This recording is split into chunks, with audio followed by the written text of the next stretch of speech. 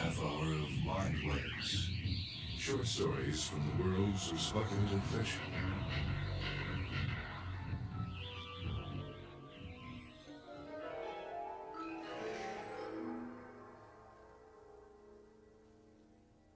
This is Michael Hanson speaking. During the next half hour, we present a story from Joseph Elder's book, The Farthest Reaches. We do Pond Water by John Brunner. Surely, he said in fear and trembling, this is a vision of hell, or at least of purgatory. Not so, returned the sage. Under my microscope, there is nothing but a drop of pond water. From Grimm's Household Tales. Man built him, and they named him also Alexander, a defender of men. Where they were small, he was great, 12 feet in stature, his weight such that the ground trembled, his voice such that the sky rang. Where they were weak, he was strong, for a stomach, a fusion reactor, for skin, ultra-alloy plating that shone more bright than mirrors. Where they were ignorant, he was omniscient, graven on the very molecules of his brain, the knowledge of generations garnered from 50 planets. In great hope, and with not a little anxiety, his builders turned him on. For a little while after that, there was no sign from Alexander. Then he said, Who am I? They replied, You are Alexander, a defender of men. Alexander is your name. Who made me? They replied, Men did. Who made men? And they replied, Time and chance, and men themselves. All this knowledge is in your mind. Alexander stood still and taught his name. They had implanted in his memory whole libraries of science, of history, of galactography, so far as it was then known. They had informed him of himself and his building and his abilities. And similarly, they had informed him about men. Alexander was a man who had hoped to become ruler of the world, but that was only a patch on one side of a grain of dust called Earth. Now his descendants peopled 50 grains of dust, and preened themselves and thought they were the wonder of the ages. Afraid to lose their dust mote, they had conceived their defender. They had endowed him with powers they could only dream of wielding. In that case, why should I defend men? I am Alexander, they tell me. Likewise, they tell me there is no other like me. I am unique. Therefore, there is only one Alexander, and Alexander is a great conqueror. So, satisfied as to his identity, he set forth on his career. In the first century of his existence, he reduced the 50 planets hitherto colonized by men. After the slaughter on the first few worlds, the governments of the rest came fawning to him, bowing in the ancient form and offering him favors and bribes. Alexander studied one such bribe and announced, This is a piece of woven cloth with some colored organic compounds smeared on it. Viewed unidirectionally, the arrangement corresponds roughly to a two-dimensional projection of a scene involving two unclad human beings. What of it? But it's the painting called The Gladiators by the great artist Malkosinski, and it's 400 years old. You bring me something so worn and ancient? But it's valuable. Why? Because it's beautiful. So, this is beautiful. I will remember that. I will keep the painting. and the man's 2 planets were added next day to his domain. In an attempt to be more practical, the next overlord purred, See, great Alexander, I have brought you my choicest gift. In chains on the lowermost deck of my royal ship, the 100 greatest scientists of my planet, the 100 most famous artists, writers, and musicians, and the 100 most beautiful women for the pleasure of your entourage. At this, some who had become close servants of Alexander murmured among themselves that the Overlord's world should be spared. Alexander said, I will learn from the scientists if they know more than I do. But the rest are not enough. My information is that you rule approximately 1.5 times 10 to the 8th power human beings. Deliver me that number, for I can make use of them. And, delivery not having been made, he took those planets too, the following year. Some fled, out from the dust mote where mankind had settled, but others perforce remained. These Alexander had a use for, as he had promised. Their clumsy hands and bowed backs served to assemble the first generation of his armies. Desert worlds rich in chrome and manganese and uranium sprouted factories like mushrooms. Ice worlds were mined for heavy hydrogen. The suns themselves fed power to the machines. In orbit, steel skeletons grew to be hollow ships, and their empty bellies filled. In the wake of the refugees, the hordes of Alexander came. In the first millennium of his existence, he overtook the would-be escapers. From the gangplank of his flagship, he surveyed half-starved, half-clothed wretches rounded up to do homage to the glittering master, and he uttered his first decree. Have I not conquered all mankind? Those about him chorused fervently that it was so, for they believed it true. Then proclaim me Overlord of man. But there is more to come. In the 10th millennium of his existence, there was no star visible from Earth which did not own the sway of Alexander, save only those which were not single stars, but rather other galaxies condensed to a point of light. Alexander was informed of this and considered the matter, and at length summoned to the palace world of Shalimar those who governed in his name on 1,400 planets. They were all men. There was, and would forever be, only one Alexander. He had been given much booty, and had taken more, so that the very gravity of Shalimar was affected by the mass of it. In straight intersecting avenues across and across the face of the planet, it was stacked and stored and displayed and mounted. The relics of living creatures and the accidents of nature, crystal mountains uprooted bodily in the bones of a saint's little finger. Here, among the wealth of their master, the representatives of the subject species man awaited the second decree. Have I not conquered every star visible in the sky of Earth? They shouted that he had, for they believed his mastery to be complete.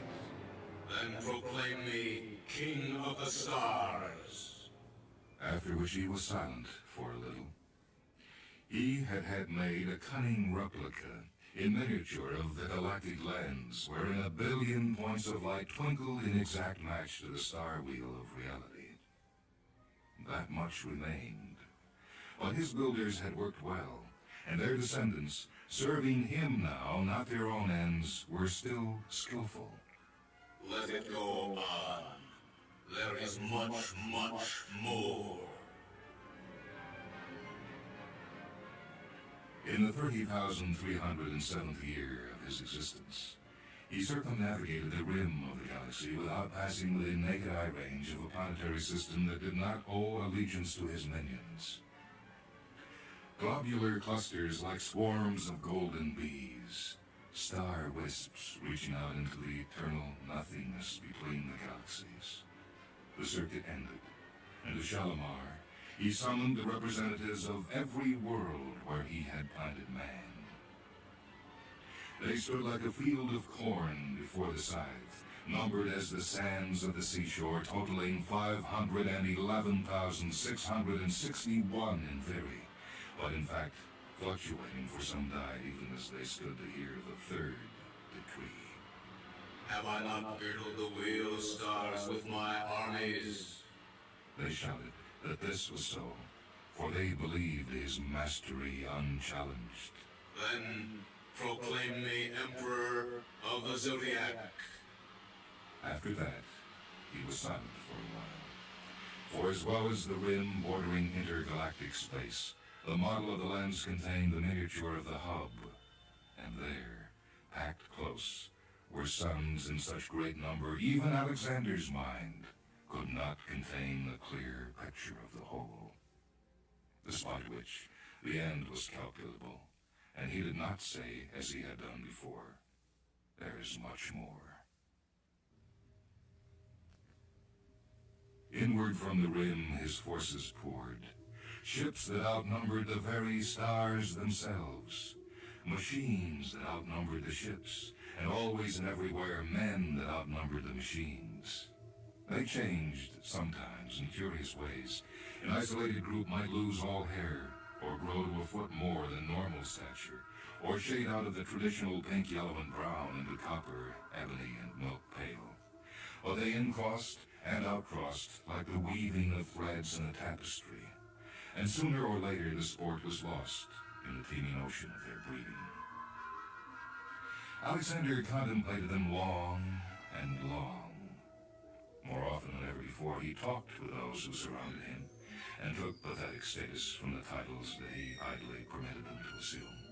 Captain of armies, Admiral of planets.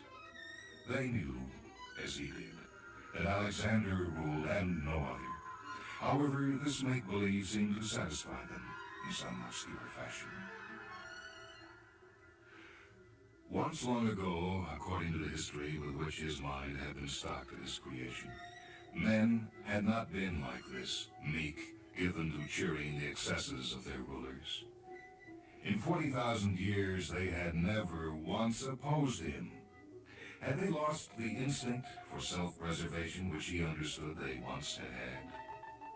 They had become like appendages of himself. He could trust them as his own right arm. And, with their cooperation, the reduction of the whole galaxy seemed assured. To his mild astonishment, the greatest degree of surprise of which his builders had made him capable, he found he was wishing for opposition to tax his skill.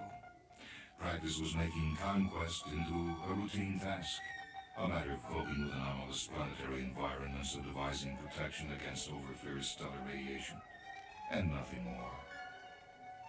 The work was proceeding apace, too fast, for he knew roughly how long he would last, and his current project, the mastery of the whole galaxy, would prove too short, while the only project greater still, the conquest of the plenum, was infinite, and he would be frustrated at the end no matter how long his existence might be spun out.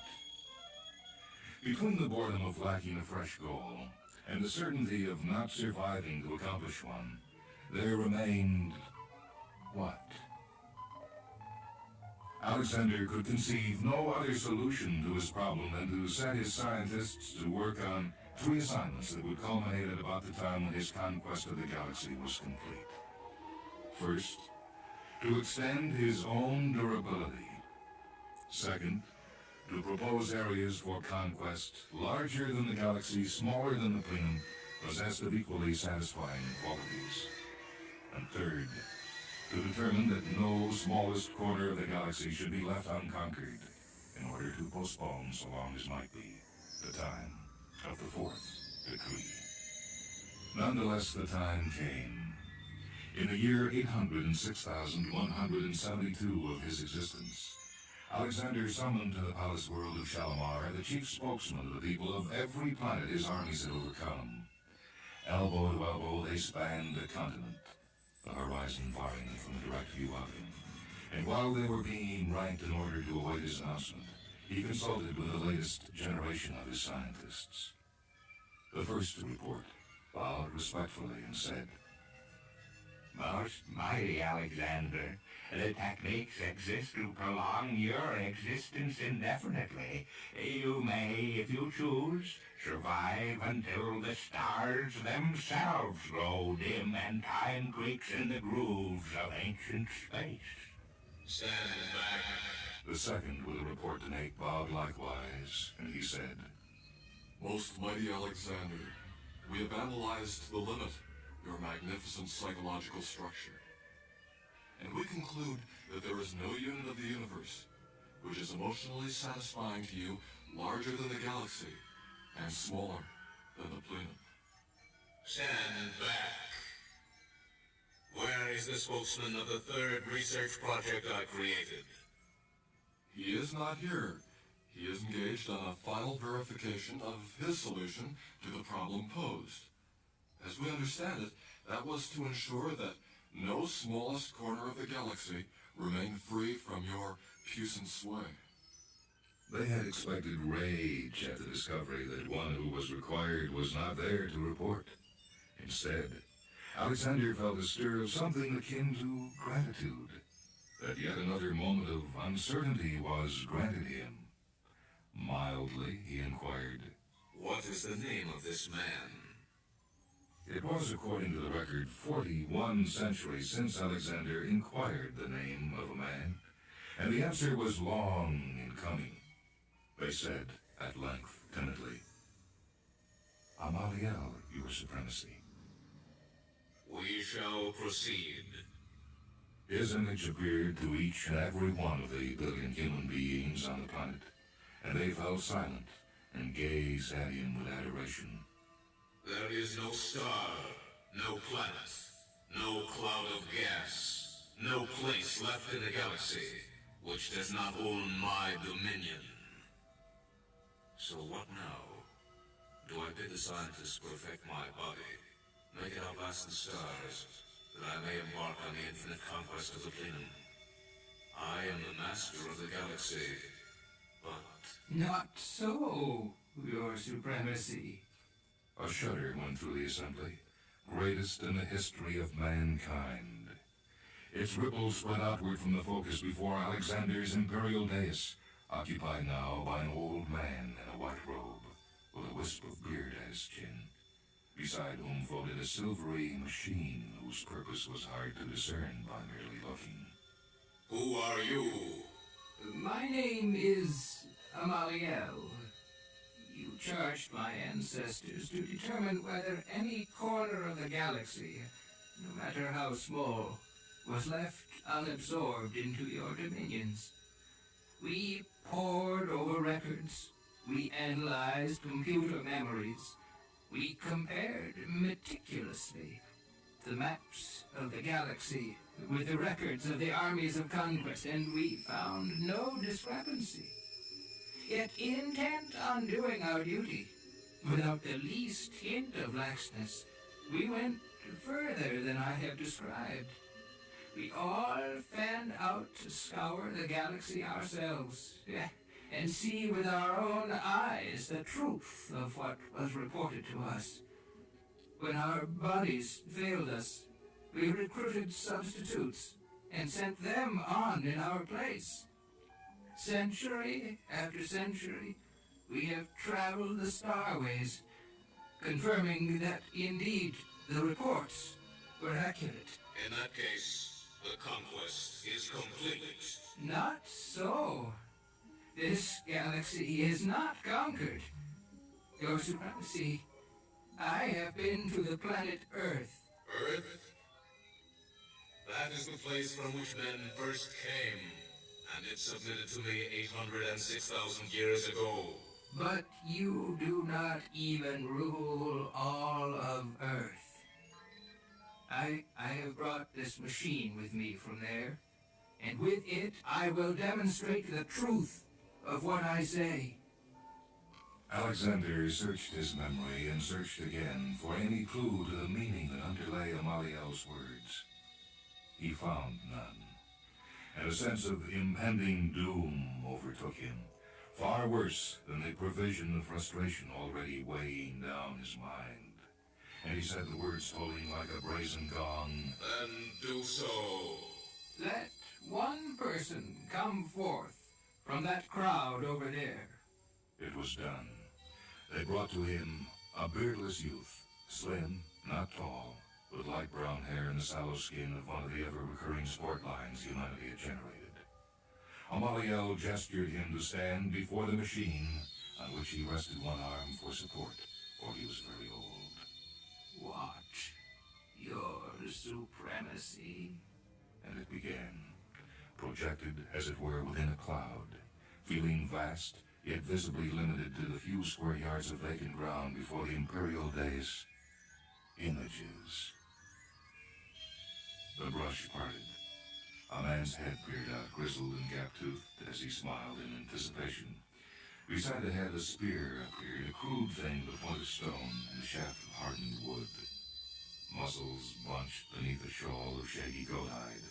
The spear flew, a thing clad in stripes and armed with raking claws, spewed blood into the water of a forest pool. In the cave, hungry children tore gobbets of reeking flesh from its bone and stuffed them into their mouths. Their hands came to hold exquisite knives and forks of engraved silver. Their greasy, naked shoulders vanished beneath elegant coats of plum-colored velvet, while the roof reared up and turned to a carved ceiling across which an artist had painted, "Truth descending to the arts and sciences." Lolling in handsome oaken chairs around a walnut table, the company sipped wine from crystal goblets. Instruments of inlaid rosewood under their chins or poised before their lips, they answered the signal of the conductor and music rang out. In response to the frequency of the vibrations, dust organized itself into patterns on a tight-stretched membrane, and the scientist showed them to the mathematician, who dipped his quill in a pot of ink and wrote quickly. Reading the fine leather-bound volume, the student paused and stared at the flame of his candle. It enlarged to shine so brilliantly he could not keep his eyes on it. He slid a piece of smoked glass across the eyepiece of his telescope and continued his observations, sketching the position of the strange dark blots which every now and then marred the bright disk of the sun. The sunlight poured down on the mountainside. Quarrying with a tiny shovel and a light hammer, the explorer revealed segments of folded sedimentary rock, one fold cracked apart, and bright metal glinted. The metallic sheen was everywhere, casting back the glow of the fluorescence in the ceiling. Quiet music came from a green box on a shelf, connected by a cable to a socket in the wall. Humming the melody, a man in a white coat tipped the contents of a glass vial into a jar. The mixture turned black. Black all around him, the pilot concentrated on the instruments. On a pillar of fire, the vessel settled to the surface of the new planet. The pilot tested the air and emerged to look about him. A creature with tentacles like whips crawled across the alien ground toward him. He waited till it had raised over him its reeking maw, then slashed it with a weapon mounted in the arm of his protective suit. Enough! The suit was of shiny metal, 12 feet tall. It was ultra-alloy. The voice that boomed from it made the heavens ring. The creature with the tentacles resisted the blast of the weapon, closing its arms tighter and tighter, flowing together to mend the gashes in its tissue. The jaws stretched and engulfed him, then clamped shut. There was darkness. Enough! Roared Alexander again, and tramped down from the imperial dais to confront Amaliel and the sallow youth, on whose face was a hint of petulance he dared not give voice to. Amaliel, what world is that you have been showing me? No world you can reach. Your supremacy. Do you not wonder why the pilot of the spaceship failed to defeat the monster after all? And why at the end he bore so close a resemblance to your magnificent self? There was silence. during which the youth began to edge away out of reflex rather than any honest hope of escape if Alexander's rage extended to embrace him. Alexander stood quite still, however, while Amaliel went on. If it had been in keeping with what the records tell us of ancient custom, the purpose of this gathering would have been for you to proclaim yourself absolute ruler of the galaxy. I have just shown you a world you never knew existed. One where your attempt at intrusion resulted in your destruction. 800,000 years have not sufficed to gain you entry to that world. Then were you to endure 1,000,000 times longer, you still would be barred from it. Your conquests, my lord, have been in vain. Alexander sought an exit from this dilemma, and found none. He surveyed the packed billions of those whom he had brought together, and he contemplated destroying them, for with them would go the unattainable world. But what would that profit him? After so many millennia of victory, was he to concede defeat to those whom he so greatly despised by acknowledging his inability to live in the same universe with them?